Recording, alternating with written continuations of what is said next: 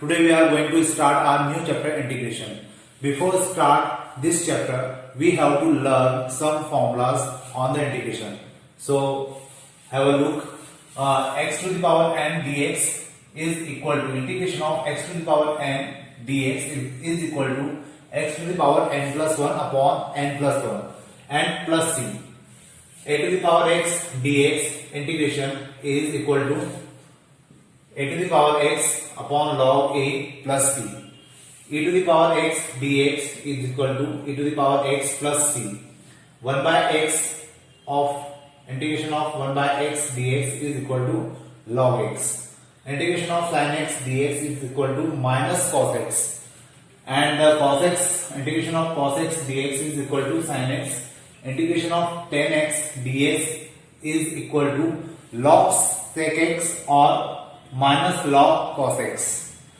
Next one is integration of cosec x is equal to log of cosec x minus cot x plus c, or we can write log tan x by 2.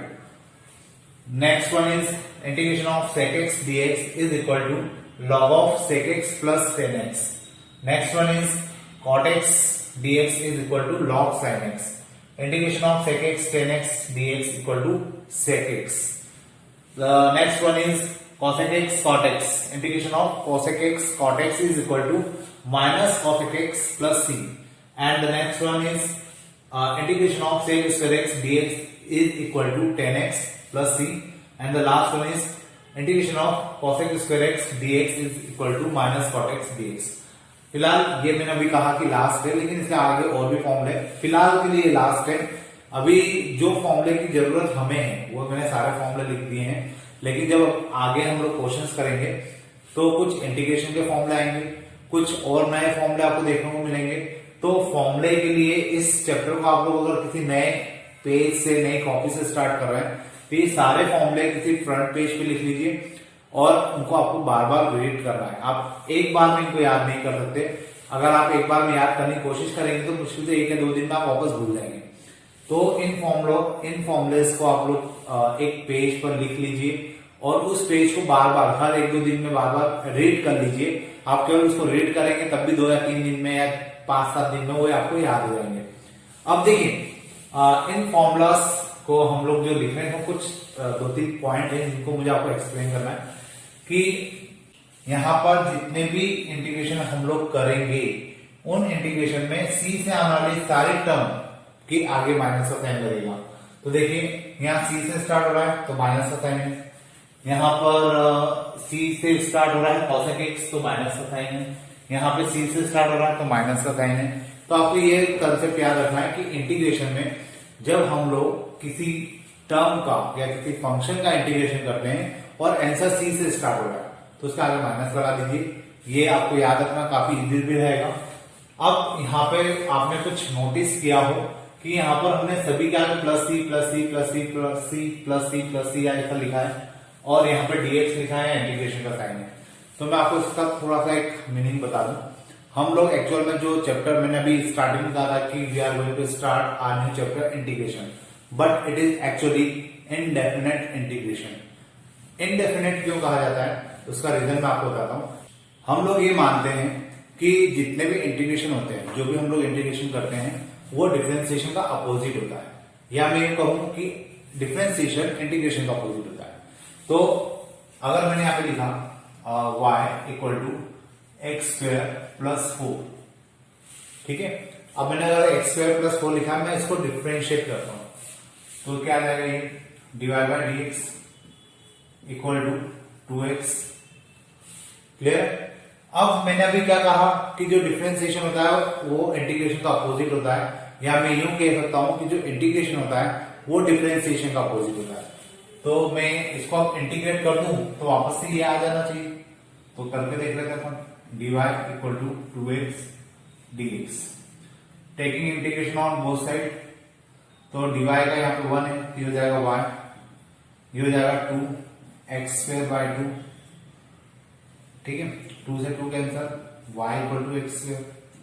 तो यहाँ पर तो मुझे function मिल रहा है y equal to x square, जबकि मुझे मिलना चाहिए था y equal to x square plus 4. मतलब यहाँ पे कुछ ना कुछ गड़बड़ हुई. मैंने अभी कहा था कि जो डिफरेंशिएशन होता है वो इंटीग्रेशन का अपोजिट होता है, जो इंटीग्रेशन होता है वो डिफरेंशिएशन का अपोजिट होता है। तो यहाँ तो उल्टा काम हो गया, क्योंकि हमने y एक फंक्शन था उसको डिफरेंशिएट किया तो ये आया, और इसको वापस हम लोग इंटीग्रेट करेंगे तो फिर ये आ जाना चाहिए।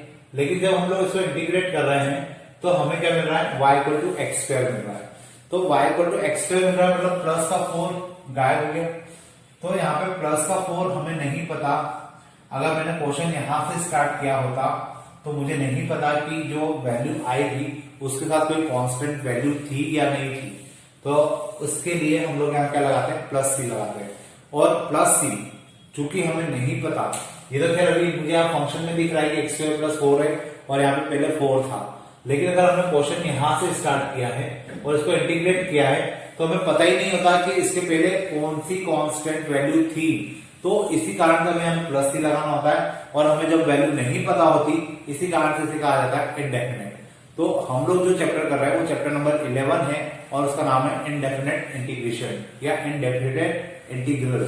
तो इसको हम लोग करेंगे, और आपको एक बात ध्यान रखना है कि आपको हर आंसर के साथ प्लस सी लगाना है, क्योंकि आपको नहीं पता कि जो इंटीग्रेशन आपने निकाला है उसके साथ कोई कांस्टेंट वैल्यू आएगी या नहीं आएगी। तो आपकी ड्यूटी है कि आंसर जो भी निकालेंगे उसके साथ प्लस सी लगाएंगे। हो सकता है मैं क्वेश्चंस करते करते आंसर में प्लस सी लगाना भूल जाऊं, लेकिन आपकी जिम्मेदारी है कि आप लोग अपने क्वेश्चंस करते समय, आप लोग जब भी प्रैक्टिस करेंगे या आप लोग जब भी क्वेश्चंस फेयर कॉपी में या एग्जाम में करेंगे, आपको प्लस सी लगाना है। और प्लस सी क्यों लगाना है, होपफुली आपको समझ में आ गया होगा। अब देखिए यहाँ पे जैसे मैं sec x dx का इंटीग्रेशन करना है, तो ये जो सिंबल होता है ये इंटीग्रेशन का सिंबल कहलाता है। dx लिखा है, इसका मतलब है कि sec x को इंटीग्रेट करना है विथ रिस्पेक्ट टू x, इसलिए यहाँ पे dx है। जैसे ही हम लोग इसका इंटीग्रेशन करते हैं तो इंटीग्रेशन का साइन हट जाता है, साथ में से dx भी हट जाता है, और जो आंसर आता है उसमें हम लोग प्लस सी लगा देते हैं। तो ये फॉर्मूले कुछ आपको इस प्रकार से याद रखना है। मैं एक बार वापस से शॉर्ट में रिवाइज कर दूं कि यहाँ पर आपको आंसर में प्लस सी लगाना है। दूसरी बात ये कि जब आप इसको इंटीग्रेट करेंगे तो इसको इंटीग्रेशन करने के बाद आपका जो आंसर आएगा उसमें प्लस सी आप लगाएंगे और साथ में इंटीग्रेशन का साइन हटा देंगे और dx हटा देंगे। क्लियर है? तो ये थोड़ा सा छोटा सा कंसेप्ट था। अब अपन स्टार्ट करते हैं क्वेश्चंस।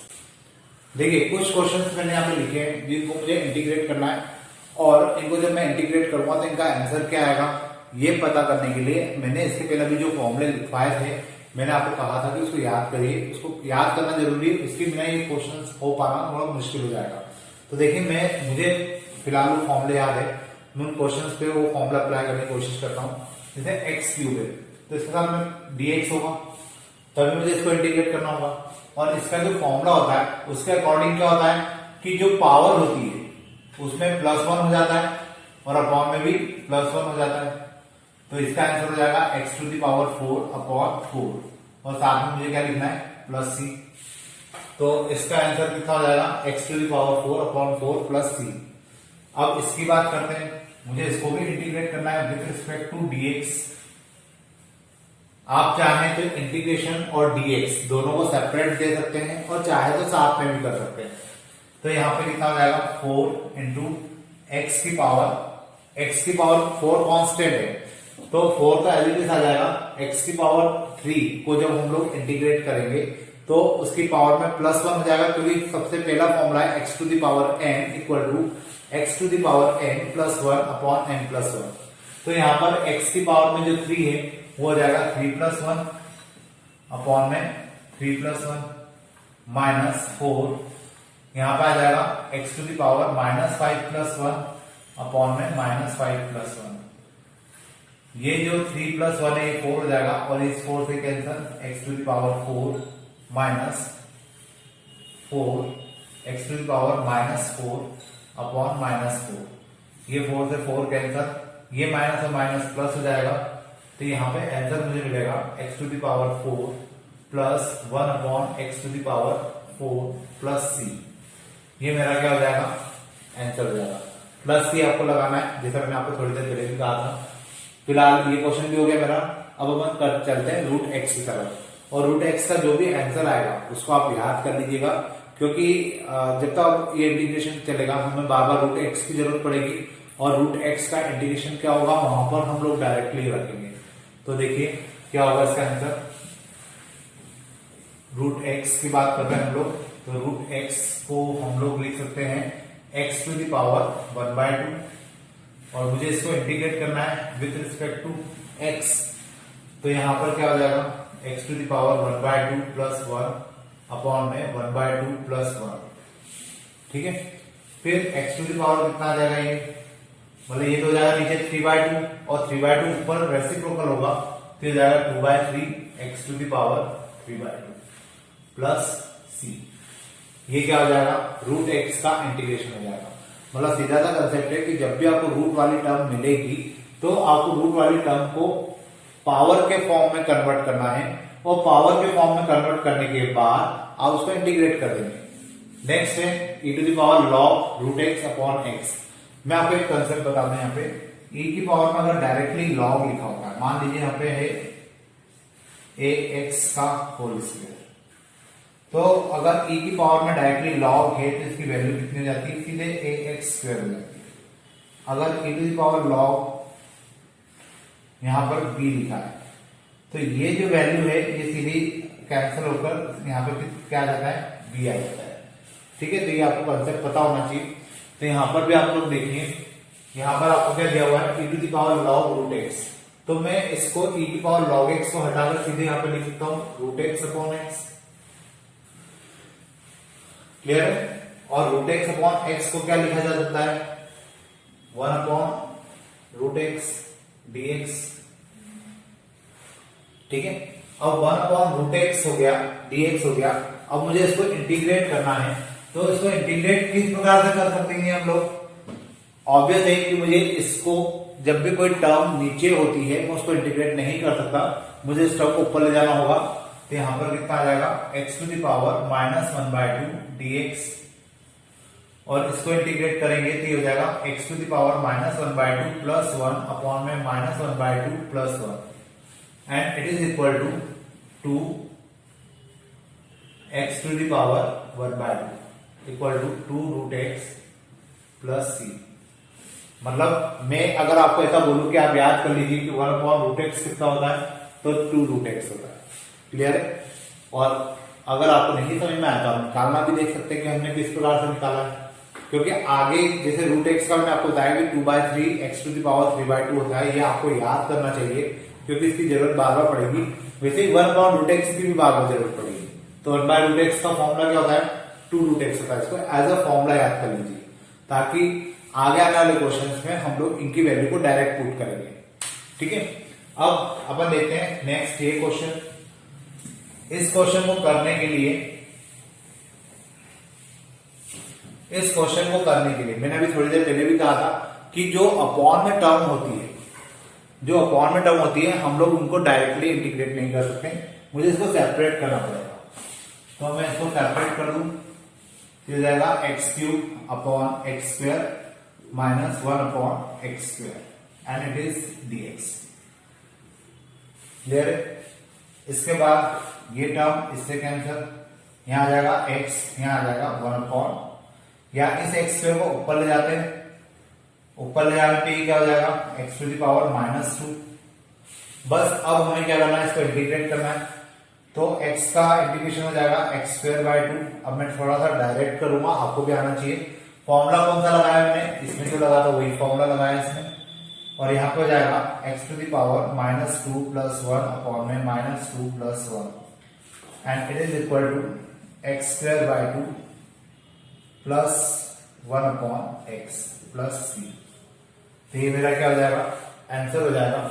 इसको हमने अलग अलग लिखा, फिर अलग अलग इसको इंटीग्रेट किया, और अलग अलग इंटीग्रेट करने के बाद इसका फाइनल आंसर लिखा। अब इसके बाद बात करते हैं हम लोग यहाँ पर। तो होपफुली ये समझ में आ रहा होगा आपको कि किस प्रकार से क्वेश्चंस किए हुए। अब देखिए मुझे इसको इंटीग्रेट करना है, तो इंटीग्रेशन का साइन और साथ में dx आएगा। मतलब आप लोग ये मान के चलिए कि जहां जहां इंटीग्रेशन का साइन है वहां dx होगा, नहीं तो कोई ना कोई ऐसा वेरिएबल होगा जिसके रिस्पेक्ट में आपको इंटीग्रेट करना होगा, ठीक है। तो अब मुझे इसको x के रिस्पेक्ट में इंटीग्रेट करना है। a कांस्टेंट है, x² का कितना हो जाएगा एक्स क्यूब बाय 3 हो जाएगा। अब मैं डायरेक्ट करूंगा, आपको भी डायरेक्ट करने की आदत होना चाहिए। फिर बी एक्स का क्या हो जाएगा, B x square by 2 plus C का क्या होगा, कांस्टेंट वैल्यू का इंटीग्रेशन क्या होगा, ये अच्छे से समझिए। कांस्टेंट वैल्यू का डिफरेंशिएशन क्या होता है, 0 होता है। लेकिन जब हम लोग कांस्टेंट वैल्यू का इंटीग्रेशन करते हैं तो इस कांस्टेंट वैल्यू के साथ एक x आ जाता है। कैसे आ जाता है मैं बता देता हूं। मान लीजिए मुझे c को इंटीग्रेट करना है विद रिस्पेक्ट टू dx, मतलब x के रिस्पेक्ट में इसको इंटीग्रेट करना है। तो अब यहाँ पे कोई वेरिएबल तो है नहीं, c तो कांस्टेंट है, तो c को मैंने बाहर निकाला, यहाँ हो जाएगा 1 dx। c 1 को मैं क्या लिख सकता हूं, x की पावर 0 dx लिख सकते हैं। x की पावर 0 है तो मैं यहाँ पे लिख सकता हूं x इंटीग्रेट अगर मैं इसको करूंगा x की पावर 0 को, तो ये हो जाएगा x की पावर 0 प्लस 1 अपॉन में 0 प्लस 1, मतलब कितना हो जाएगा cx। इसलिए मैंने c का इंटीग्रेशन डायरेक्ट क्या लिखा, cx लिखा। तो होपफुली आपको समझ में आया होगा, इंटीग्रेशन के अंदर जो कांस्टेंट वैल्यू होती है उसका इंटीग्रेशन कितना होता है, उसके साथ एक x आ जाता है। तो अब ये इतनी प्रोसेस अब मैं आपको नहीं बताऊंगा, आपको ये याद रखना है, कांस्टेंट वैल्यू जहां पर भी होगी उसका इंटीग्रेशन जब भी हम लोग करेंगे साथ में क्या लगा लेंगे, x लगा लेंगे। तो ये हमारा क्या हो जाएगा, अच्छा हाँ, अभी इसके साथ हमें क्या लिखना है, प्लस सी। ये जो कैपिटल सी लिखा है इसका मतलब है कि कांस्टेंट है, ठीक है। तो इस प्रकार से हमारा ये क्वेश्चन भी हो जाएगा। अब बात करते हैं इस क्वेश्चन की।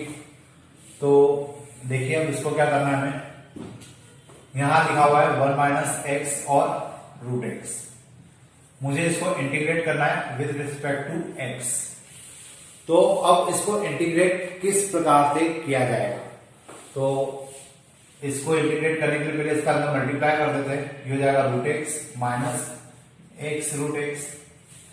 मैंने अभी थोड़ी देर पहले ही कहा था कि जब भी आपको x मतलब रूट वाली टर्म मिल जाए और उसको आपको इंटीग्रेट करना हो, तो आप उस कंडीशन में इसको डायरेक्ट इंटीग्रेट नहीं कर पाएंगे, आपको इनको पावर के फॉर्म में लाना पड़ेगा। तो ये हो जाएगा x to the power 1/2 minus, इसको हम लोग लिख सकते हैं x टू द पावर 3/2, ठीक है। 1/2 ऊपर प्लस 1 अपॉन में 1/2 plus 1 minus x to the power 3/2 plus 1 upon में 3/2 प्लस 1। और इस प्रकार से मुझे क्या मिलेगा, ये हो जाएगा 3/2 और ये 3/2 ऊपर आ जाएगा, तो we can write 2/3 x to the power 3/2 minus ये हो जाएगा 5/2 रेसिप्रोकल होगा, ऊपर आएगा तो ये हो जाएगा 2/5 and x to the power 5/2 plus C. ये मेरा क्या हो जाएगा, फाइनल आंसर हो जाएगा। और मैंने जैसा आपको बोला है कि आपको बार बार यहाँ पे इस बात का ध्यान रखना है कि आपके आंसर में क्या आना चाहिए, प्लस सी आना चाहिए। अब ये इसका सॉल्यूशन हो गया। बात करते हैं हम लोग नेक्स्ट क्वेश्चन के लिए। वहां पे लिखा है e to the power x and a to the power x, e to the power x और a to the power x। अब देखिए यहाँ पे प्रोडक्ट रूल नहीं होता और यहाँ पे होता है बाय पार्ट्स, तो वो बाय पार्ट्स हम लोग खैर बाद में पढ़ेंगे। तो फिलहाल यहाँ बाय पार्ट्स तो लग नहीं पाएगा क्योंकि ये भी फंक्शन है और ये भी फंक्शन है।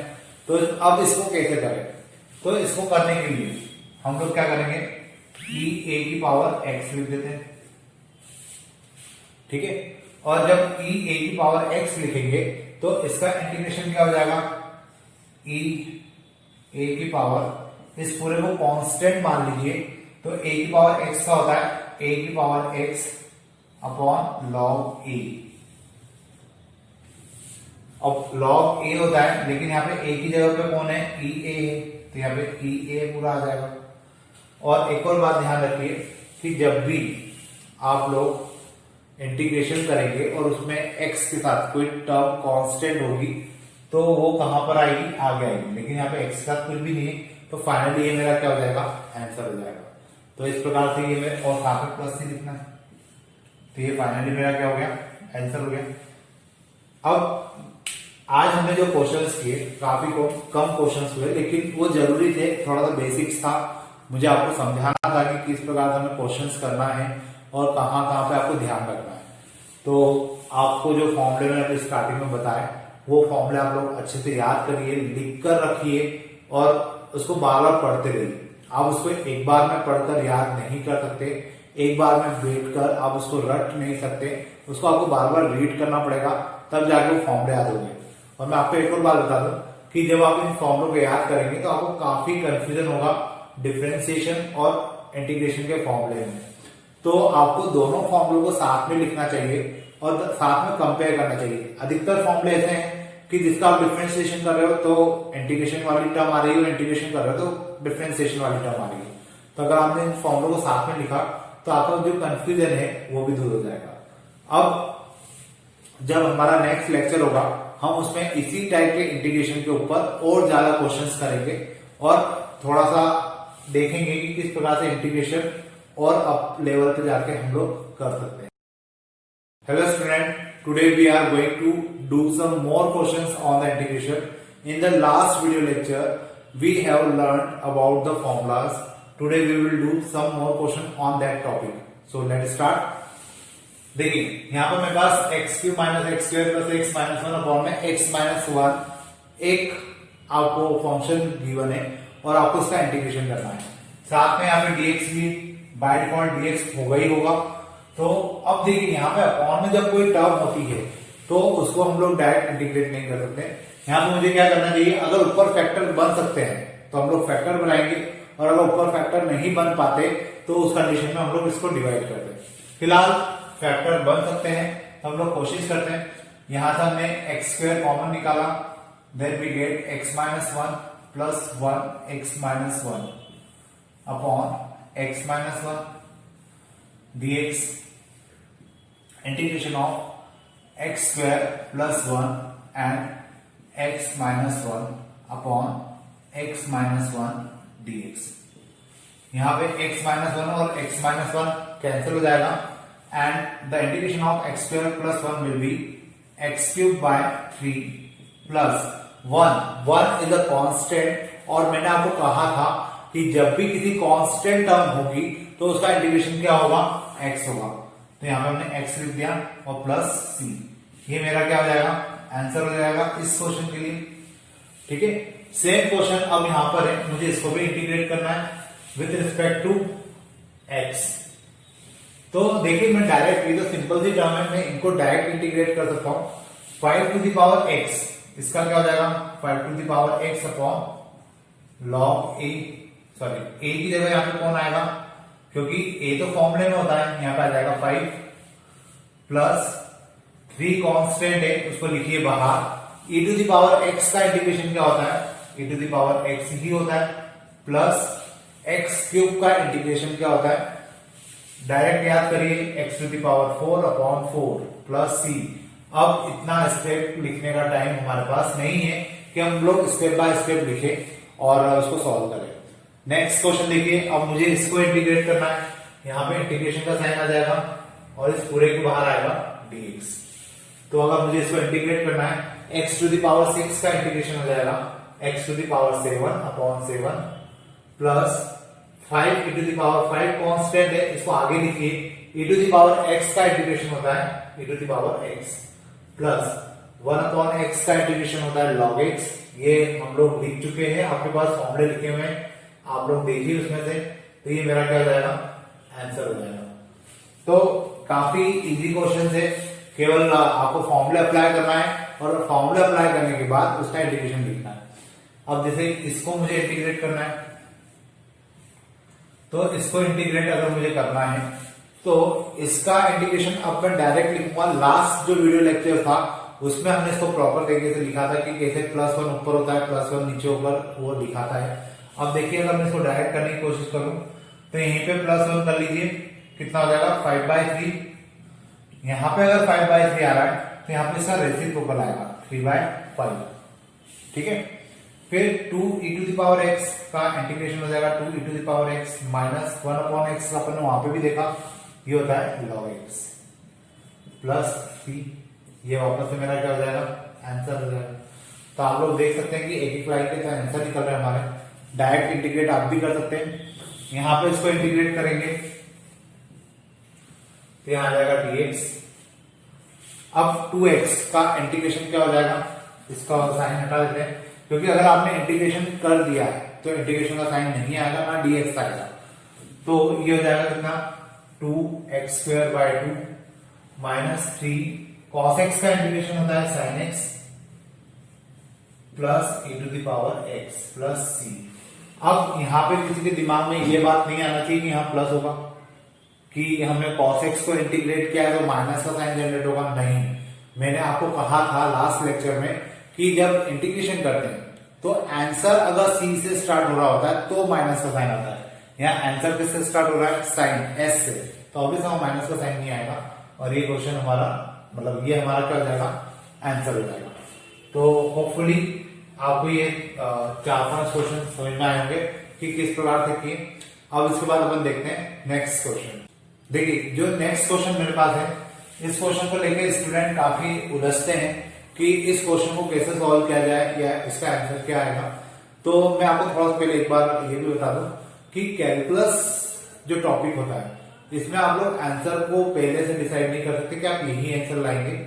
हो सकता है कि अगर आपने कोई दूसरी मेथड अप्लाई की हो तो आपका आंसर कुछ अलग दिखे, लेकिन उसकी न्यूमेरिकल वैल्यू सेम होती है जो एक्चुअल आंसर होता है उसके। तो अगर आपकी मेथड सही है, आपने प्रॉपर स्टेप्स लिखी है, तो आपको नंबर मिलेंगे। आपको उसके लिए कोई टेंशन लेने की जरूरत नहीं कि हमारा एग्जैक्ट बुक से आंसर मैच नहीं कर रहा है, ठीक है। लेकिन हाँ, कंडीशन केवल वही है कि आपकी सारी स्टेप्स सही होना चाहिए, लॉजिक सही होना चाहिए और आपका आंसर थोड़ा सा लुक वाइज मतलब डिफर कर रहा हो बुक के आंसर से। तो हो सकता है कि आपने अलग तरीके से किया हो और बुक में कुछ अलग तरीके से आंसर दिया हो, तो उस कारण से भी कभी कभी आंसर मैच नहीं करते। लेकिन अगर आपने उसमें कोई न्यूमेरिकल वैल्यू रखी और जो बुक का आंसर है उसमें कोई न्यूमेरिकल वैल्यू रखी तो दोनों के आंसर मैच करेंगे अगर आपके मेथड और लॉजिक सही हुआ तो वो भी एप्लीकेबल होता है। तो फिलहाल अपन जैसा इस क्वेश्चन को करते हैं, तो इस क्वेश्चन में मुझे सॉल्व करना है 8 to the power 1 plus x plus 4 1 minus x 4 to the power 1 minus x whole upon 2 to the power x। अब देखिए यहाँ पे सारी टर्म अलग अलग है। अगर मैं इसको इंटीग्रेट करूंगा तो मुझे थोड़ी सी मुश्किल भी आएगी, मैं इनको कैलकुलेट भी नहीं कर पाऊंगा। तो सबसे पहले तो यहाँ पे जो बेस है, पावर के जो नीचे बेस होते हैं उनको सबको एक जैसा बनाते हैं। तो मैं इसको क्या ऐसा लिख सकता हूँ, 8 को मैं लिख सकता हूँ क्या 2 की पावर 3 1 plus x प्लस 4 को हम लोग लिख सकते हैं 2 की पावर 2 1 minus x और 2 की पावर x को इसको सेपरेट दे दिया, इसको भी अपन ने 2 की पावर x सेपरेट कर दिया। साथ में बाय डिफॉल्ट dx चल रहा है। कितनी बार अब ऐसा होगा कि आगे के क्वेश्चन में मैं कभी dx ना भी लिखूं या आखिरी के आंसर में +3 ना भी लिखूं, आपकी जिम्मेदारी है कि आपको लिखना है, ठीक है। फिलहाल तक मुझे याद है, लिख देता हूं। अब यहां पे क्या हो जाएगा 2 की power 3 plus 3x minus x, ये माइनस x कहां से आया, पहले तो मैंने 3 का मल्टीप्लाई कर दिया और ये 2 की पावर x ऊपर जाएगा तो माइनस का साइन हो जाएगा, क्योंकि हमें पता है x की पावर m अपॉन x की पावर n क्या होता है, x की पावर m माइनस n होता है। तो इस प्रकार से लिख सकते हैं प्लस यहां हो जाएगा 2 की power 2 minus 2x minus x और पूरे के आगे आ जाएगा dx। ये हो जाएगा 2 to the power 3 plus 2x, यहां पे आ जाएगा 2 to the power 2 minus 3x। अब इसको थोड़ा सा और सिंप्लीफाई कर लेते हैं हम लोग। इसको मैं लिख सकता हूं इंटीग्रेशन ऑफ 2 की पावर 3 इंटू 2 की पावर 2x और इसको हम लोग लिख सकते हैं प्लस 2 की पावर 2 इंटू 2 की पावर माइनस 3x। ये हो जाएगा 8 4 की पावर x, यहां पे आ जाएगा 4 मल्टीप्लाई। अब इसको क्या लिखा जाए, इसको हम लोग लिख सकते हैं 8 to the power minus x। अब मुझे इसको इंटीग्रेट करना है दोनों को सेपरेटली,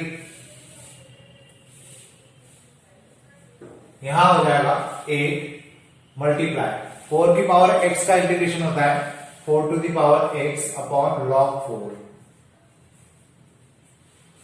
और वहां पर 4 multiply x to the power minus x upon log 8।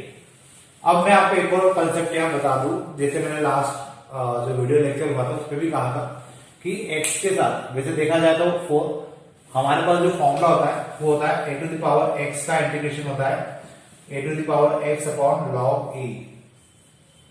लेकिन जब हम लोग जितने भी फॉर्मूले यूज कर रहे हैं उसमें अगर x के साथ मल्टीपल में कोई टर्म आती है तो वो मल्टीपल की टर्म अपॉन में भी आती है। ऐसा क्यों होता है ये आपको जब अपन सेकंड एक्सरसाइज करेंगे जहां पर हम लोग वैल्यू पुट करेंगे तब आपको लॉजिक समझ में आएगा कि वो टर्म जो भी मैं कह रहा हूं कि वो अपॉन में आती है तो वो क्यों आती है, वो आपको सेकंड एक्सरसाइज में बहुत इजीली समझ में आ जाएगा। तो फिलहाल तभी आप अपने दिमाग में ये रखिए कि x के साथ अगर मल्टीपल में कुछ भी है प्लस माइनस या कोई न्यूमेरिकल वैल्यू तो उसको आपको अपॉन में भी लिखना है। तो देखिए यहाँ पे माइनस का साइन है तो यहाँ पे माइनस का साइन आ जाएगा। क्लियर? इस बात को ध्यान रखिएगा क्योंकि अभी इसी एक्सरसाइज में कुछ क्वेश्चन ऐसे हैं जहां पर हमें x के साथ जो मल्टीपल में होगा उसको नीचे भी लिखना होगा। तो अब देखिए इसका क्या आएगा आगे। मैं इसको लिख सकता हूं 8 into 4 to the power x upon 2 log 2 minus 4 8 to the power minus x upon 3 log 2। यहां पर 2 से ये कैंसर, यहां आ जाएगा 4 into 4 to the power x upon log 2 minus 4 8 to the power minus x upon 3 log 2। अब अगर मैं चाहूं तो यहां से 4 अपॉन log 2 कॉमन निकाल लेता हूं और फाइनली मुझे मिलेगा 4 to the power x minus 1/3 8 to the power minus x plus c। ये मेरे लिए आंसर हो जाएगा। हो सकता है बुक से थोड़ा सा डिफर हो आंसर, लेकिन ये मेथड भी सही है और फॉर्मूला भी सही है क्योंकि अगर आप इसको कोई दूसरे तरीके से करोगे तो हो सकता है कोई दूसरा आंसर भी आपको मिल सकता है। तो फिलहाल ये आंसर सही है इस फॉर्म जो तरीका हमने यूज किया उसके अकॉर्डिंग, तो ये आंसर सही कंसिडर होगा और आपको भी इसी प्रकार से करना है। अब यहाँ पे आपको लग सकता है कि 2 log 2 कैसे हुआ, तो मैं आपको बता दूं कि log 4 को हम लोग क्या लिख सकते हैं log 2 की पावर 2 और जो पावर 2 होती है वो कहां जाएगी आगे, तो ये log 2 जाएगा। 8 को क्या लिख सकते हैं हम लोग 2 की पावर 3, तो जो पावर 3 होती है वो आगे आ जाएगी तो कितना हो जाएगा 3 log 2। तो इस प्रकार से ये क्वेश्चन सॉल्व किया जा सकता है और इसमें इंटीग्रेशन के लॉजिक लगते हैं। ठीक है, अब अपन देखते हैं नेक्स्ट क्वेश्चन। देखिए अब मेरे पास दो क्वेश्चन है, sec x multiply sec x plus 10x और 3 cot x minus 2 10x to the power 2। मुझे इन दोनों को इंटीग्रेट करना है और अब अगर मुझे इसको इंटीग्रेट करना है तो मुझे क्या करना होगा। देखिए यहाँ पर हम लोग बहुत सारे टर्म्स ऐसे होते हैं जहां पर हम लोग डायरेक्टली फॉर्मूला अप्लाई नहीं कर सकते, लेकिन जो फंक्शन हमें गिवन होते हैं उसमें कुछ ट्रिग्नोमेट्रिक फंक्शंस के रूल्स रेगुलेशन लगाकर हम लोग क्या कर सकते हैं, उसको फॉर्मूले के फॉर्म में कन्वर्ट कर सकते हैं। तो यहाँ पर हम वही करने वाले हैं। इसको मैं लिख सकता हूं integration of sec square x plus integration of sec x 10x और दोनों को इंटीग्रेट, इन दोनों का हमें डायरेक्ट फॉर्मूला पता है। sec स्क्वायर x का होता है 10x plus sec x 10x का होता है sec x प्लस c। ये मेरा क्या हो जाएगा आंसर हो जाएगा। क्लियर? ये तो काफी इजी क्वेश्चन था। अब बात करते हैं इसकी। तो ये जो क्वेश्चन है इसको मैं डायरेक्ट इंटीग्रेट नहीं कर सकता क्योंकि पावर पे 2 दिया हुआ है, मुझे इसके पावर को ओपन करना होगा। मैं इसको लिख सकता हूं 9 cot square x plus 4 10 square x minus 12 cot x 10x। ये मैंने क्या किया यहाँ पे होल स्क्वायर का फॉर्मूला अप्लाई किया, A square plus B square minus 2ab। अब यहाँ पे जो cot x है वो कैंसिल हो जाएगा 10x के साथ और मुझे अब इसको इंटीग्रेट करना है। तो देखिए cot स्क्वायर x का कोई फॉर्मूला नहीं होता। अब cot स्क्वायर x का कोई फॉर्मूला नहीं होता तो इसको कैसे सॉल्व करेंगे, या tan स्क्वायर x का कोई फॉर्मूला नहीं होता तो इसका इंटीग्रेशन कैसे निकालेंगे। तो आप लोगों को ये चीज अब दिमाग में रखना है क्योंकि फर्स्ट एक्सरसाइज में बहुत सारे क्वेश्चन ऐसे जिसको आप प्रॉपर तरीके से करेंगे तो आपको बहुत सारे लॉजिक क्लियर हो जाएंगे आगे के क्वेश्चंस के लिए। जैसे tan स्क्वायर x वाला जो फंडा है ये आपको आगे के इंटीग्रेशन में बहुत बार मिलेगा, और वहां पे आप लोग टेन स्क्वायर एक्स को कभी भी इंटीग्रेट नहीं करेंगे, इसको आप हमेशा बदलेंगे किसमें, sec square x minus one में। और कॉट स्क्वायर एक्स कभी मिल जाए तो उस कंडीशन में इसको भी आप डायरेक्ट इंटीग्रेट नहीं कर सकते, आपको इसको बदलना पड़ेगा cosec square x minus one में। तो देखिए, क्योंकि ये दोनों डायरेक्ट इंटीग्रेट नहीं हो सकते, इसको हम लिखेंगे 9 cosec square x minus one plus 4 sec square x minus one minus 12। ये मेरे पास इस तरीके से इसको बदलना पड़ेगा मुझे। Finally I will get 9 cosec square x minus 9 plus 4 sec square x minus 4 minus 12, ठीक है, and 9 cosec square x plus 4 sec square x minus 9 minus 4 minus 13 minus 12 means minus 25। अब मुझे इन सबको इंटीग्रेट करना है, तो ये तो हो जाएगा कितना, कॉसेक स्क्वायर एक्स का होता है माइनस कॉट एक्स, तो यहाँ पे आ जाएगा माइनस 9 कॉट एक्स।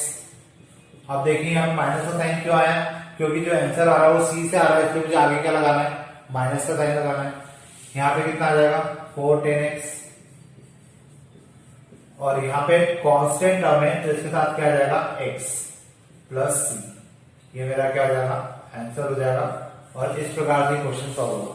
तो यहाँ पे आपको एक नई चीज याद रखना है कि टेन स्क्वायर एक्स का कभी भी इंटीग्रेशन डायरेक्ट नहीं होगा, और ये क्वेश्चन बहुत बार आएगा, इसलिए मैं आपको बार बार बोल रहा हूँ, फोर्स कर रहा हूँ कि टेन स्क्वायर एक्स का जब भी इंटीग्रेशन करना होगा आपको उसको किसमें बदलना होगा, sec square x minus one में, और इस प्रकार से क्वेश्चन आपका कंप्लीट हो जाएगा। अब अपन देखते हैं नेक्स्ट क्वेश्चन। देखिए, अब मेरे पास यहाँ पे 3 क्वेश्चन है और तीनों क्वेश्चन को मुझे इंटीग्रेट करना है। तो सबसे पहले हम लोग इस क्वेश्चन की बात करते हैं। इसको मुझे इंटीग्रेट करना है, तो अपन ने इंटीग्रेशन का साइन लगा दिया, dx लिख दिया। dx से हमें ये पता चलता है कि इस क्वेश्चन को हमें x के रिस्पेक्ट में इंटीग्रेट करना है। तो इस क्वेश्चन को भी हम लोग डायरेक्ट नहीं कर सकते, इसको थोड़ा सा हमें ट्रिग्नोमेट्रिक फंक्शंस के जो रूल्स होते हैं उसके अकॉर्डिंग इसमें चेंजेस करना पड़ेगा। Sine x upon cos x हो जाएगा 10x, और जो एक कॉस एक्स अपॉन में है वो ऊपर चला जाएगा, तो ये क्या बन जाएगा, सेक स्क्वायर एक्स। क्लियर है, तो यहां पर आ जाएगा 10x मल्टीप्लाई सेक स्क्वायर एक्स। अब इसको मुझे अगर इंटीग्रेट करना है तो 10x और सेक स्क्वायर एक्स है, तो यहां पर क्या हो सकता है, सॉरी सेक, यहां पे केवल सेक एक्स आएगा, क्योंकि एक कॉस तो साइन के साथ बन के क्या आ गया, 10x आ गया, और केवल एक कॉस बचा था, वो कॉस ऊपर चला गया, तो ये हो गया सेक एक्स। अब 10x और सेक एक्स का फॉर्मूला होता है सेक एक्स प्लस सी, ये मेरे लिए आंसर हो जाएगा। अब आप देख सकते हैं कितना इजी था। अब ये वाला क्वेश्चन है, मुझे इसको इंटीग्रेट करना है। तो अगर इस टाइप का कोई क्वेश्चन आपको मिल रहा है, तो इस टाइप के क्वेश्चंस को करने के लिए कभी कभार ऐसा होता है कि हमें क्वेश्चन को सेपरेट करना होता है, तो इसको हम लोग सेपरेट करते हैं। Sine cube x upon sine square x cos square x plus integration of cos cube x upon sine square x cos square x. ठीक है, मैंने इसको सेपरेट कर दिया। अब यहां पर आप लोग देख सकते हैं ये टर्म इससे कैंसिल हो सकती है, और यहां पर मेरे पास बचेगा sine x upon cos square x. और देखिए ये क्वेश्चन तो सेम ही क्वेश्चन है, दोनों क्वेश्चन सेम है। और इधर बचेगा क्या,